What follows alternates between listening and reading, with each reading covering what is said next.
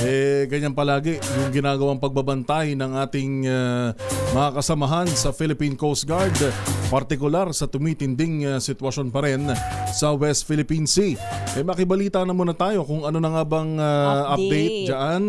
Marami pa rin bang mga Chinese vessels ang nagmamasid-masid malapit sa loob na mismo ng ating exclusive economic zone. Kasama na natin Commodore J. Tariela, tagapagsalita ng Philippine Coast Guard for West Philippine Sea. Commodore J, magandang umaga po. Si Yuel Reyes po ito at kasama ko rin po si Tina Nolasco. Magandang umaga po. Magandang umaga po sa inyo at sa inyo mga taga-subaybay.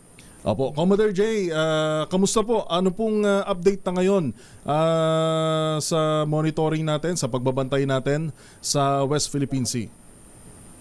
Well, the latest update that we have, itong BRP Bagakay or yung MRB 4410 remains to be shadowing and monitoring itong China Coast Guard 3105, no mga nakarang araw, inireport namin na BRP Bagakay is the one deployed replacing BRP Cabra.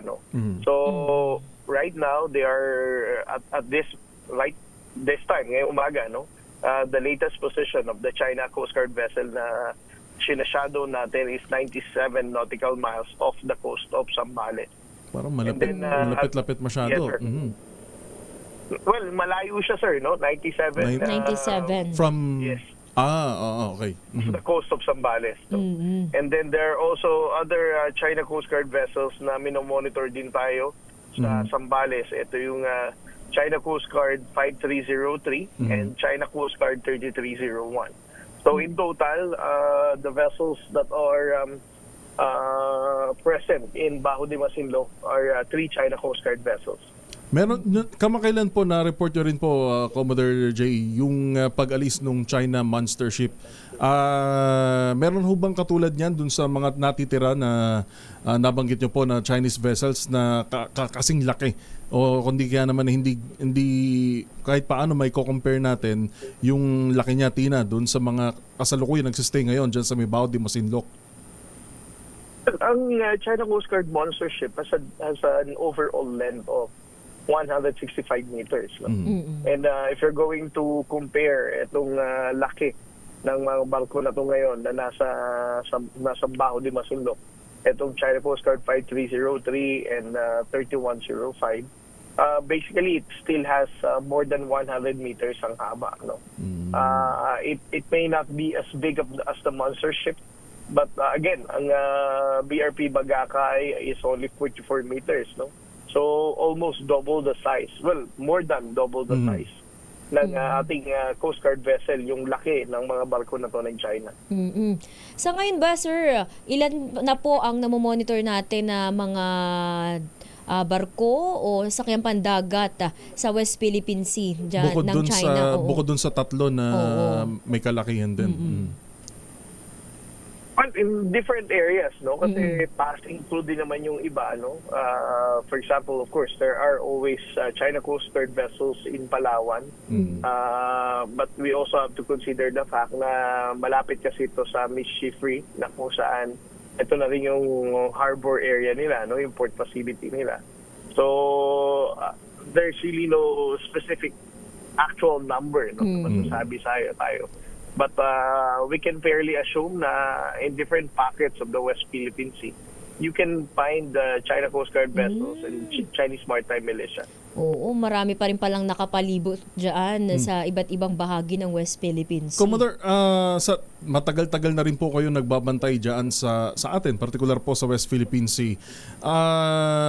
Kung inyong susumahin, mula noon hanggang ngayon, sa pamamagitan ng continuous efforts natin sa iba't ibang ahensya kasama ang Philippine Coast Guard, Navy at ang ating pamahalaan sa mga efforts natin sa West Philippine Sea, lalo ho bang tumitindi yung sitwasyon o dahil parang nararamdaman lang natin na ito talaga yon dahil halos araw-araw na tayo nagre-report ng mga nangyayari sa ating karagatan? I don't think na tumitindi yung tension. I think we need to understand the fact na kaya naman natin na pag-uusapan ng West Philippine Sea it's because under this administration, under President Bongbong Marcos, he has supported the transparency effort, wherein ordinary people, of course, media person, learn about what's happening. No? And it wasn't, alam mas maintindihan ng ating mga kababayan Pilipino, ano ang pinagdadaanan ng ating Armed Force sa Philippines, ng Philippine Coast, ang day-to-day na buhay natin sa West Philippine Sea. So I think it's not correct for us to say na because of this daily reporting, we can say na may mas mataas na escalation of tension compared sa mga nakaraang taon. Sir, kamusta naman po ang ating mga sundalo doon na personnel na naka-assign, lalo na't kaka-deploy lang nitong BRP Bagakay, kung di ako nagkakami, Bagakay.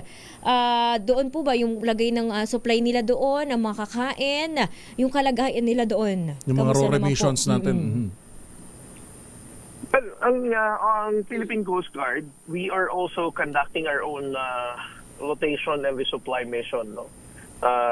Dahil may mga Coast Guard personnel din tayo in different maritime features na kasama ang Armed Force of the Philippines na ino-occupy natin, no? Na binabantayan natin. Except only in Ayungin Shoal, wherein it's a commissioned Navy vessel. So the Armed Force of the Philippines is the one leading itong resupply dito sa BRP Sierra Madre. And the Philippine Coast Guard is only supporting. Okay. And of course, kailangan din natin banggitin na so far naman ang ating pamahalaan sa pagtutulungan namin ng Armed Forces, ng Bureau of Fisheries and Aquatic Resources and all other government agencies ay sinisiguro natin na kumpleto pa rin ang supplies ng ating mga and even the Philippine Coast Guard personnel stationed there. Nabanggit nyo ho kanina yung efforts under the Marcos Jr. administration. Naalala ko tuloy yung binasa natin kanina, Tina, yung tungkol dun sa Munich conference na dinaluhan ng DFA. Para sa inyo, malaking bagay ba na kasama natin tumitindig ang DFA sa mga issue ng ganito, particular sa West Philippine Sea, Commodore? Alam mo, sir, President Bongbong Marcos has been very clear, no? Na ang ating priority pa rin naman talaga in settling our issues in the West Philippine Sea will always be the diplomatic approach, no? That's why the Department of Foreign Affairs has always been on the forefront and center when we talk about the West Philippine Sea, no?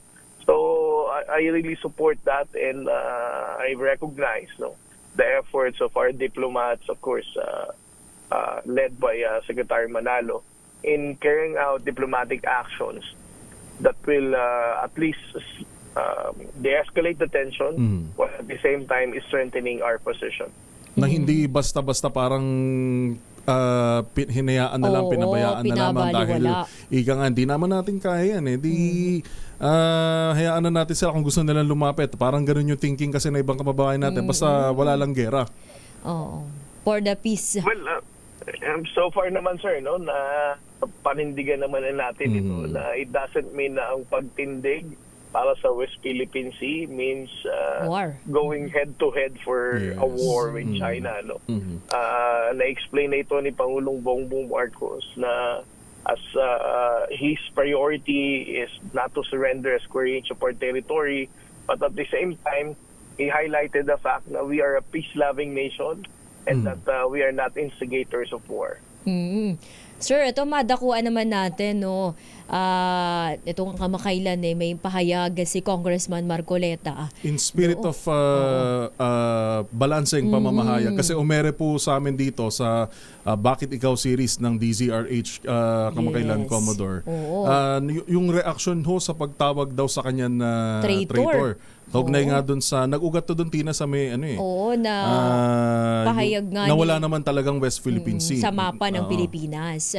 At yun nga daw, masyado daw po kayong masakit magsalita. Wala. Parang ang sabi po out of context. At sabi niya rin, handa siyang makipagpatayan para sa West Philippine Sea. In spirit of fair journalism, ano pong pahayag nyo dito, Commodore J, lalo dito rin po ito sa DZRH, Umere? Well, una sa lahat, no, I think it is also wrong to say na I called him a traitor. If you're going to read my tweets, no, in response doon sa sinabi ni Congressman Marcoleta, I never, no.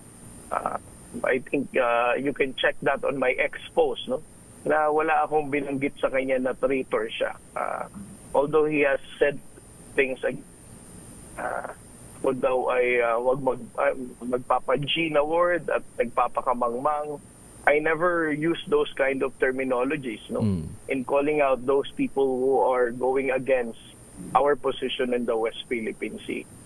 Secondly, I would like to appreciate Congressman Marcoleta na sinabi niya na ating daw pala talaga ang West Philippine Sea, no, but he just doesn't want to call it that way. Again, ang basihan natin, ang pagtawag natin ng West Philippine Sea dito,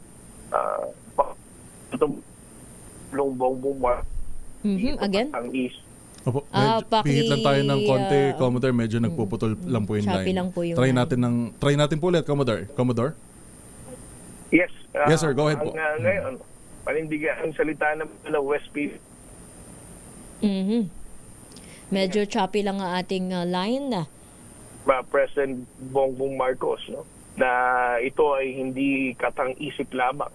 And of course, the Philippines na parte si Congressman Marcoleta ng 19 Congress na nagpasa dito noong nakaraang Disyembre.